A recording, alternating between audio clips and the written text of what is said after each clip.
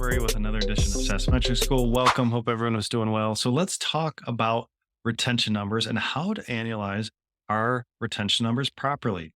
So we're going to talk a little retention math when it comes to gross revenue retention and net revenue retention. Of course, these are must-have metrics. I just covered those in the prior two episodes, so check those out, plus great templates. But gets confusing on how to properly annualize monthly retention numbers or quarterly or semi-annual.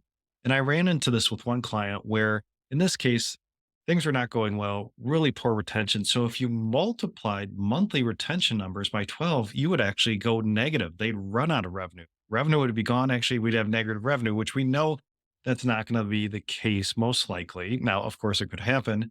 But with retention and churn, it's a compounding effect.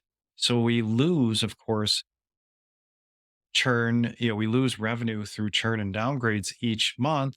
But again, that number is going to get a little bit smaller each month as our revenue base gets smaller. So, of course, this all depends, but we can't just multiply our monthly retention, our monthly churn numbers by 12 and have an accurate result. Same thing for quarterly and semi annual. Now, when I calculate retention, for my clients and in my SaaS metrics course, I calculate on a monthly basis, quarterly, and semi-annual. Now we can't multiply by 12 again or by three. I'm sorry, by four or by two in this case. We have to take it to the power of. So when we get those retention numbers, say a monthly number, we have to take it to the power of 12.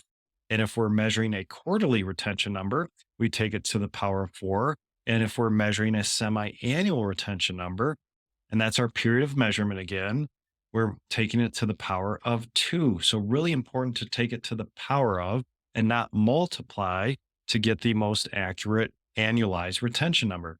Now, if you'd like to see this in action, you can check out in the show notes. I created a course on how to create your MRO schedule and then a lesson on how to create your MRO schedule and then how to take that data and create your retention schedules. And in that retention template that you can download through my academy via that link, you can see these formulas in action where I'm taking to the power of. So again, really important to get this right. We don't want to mess this up if we're going through due diligence or presenting our retention numbers to our board, investors, and potential investors. So again, check out those show notes, download that template, and check out the MR lesson and then the retention lesson in that free templates course to see these formulas in action. Take care.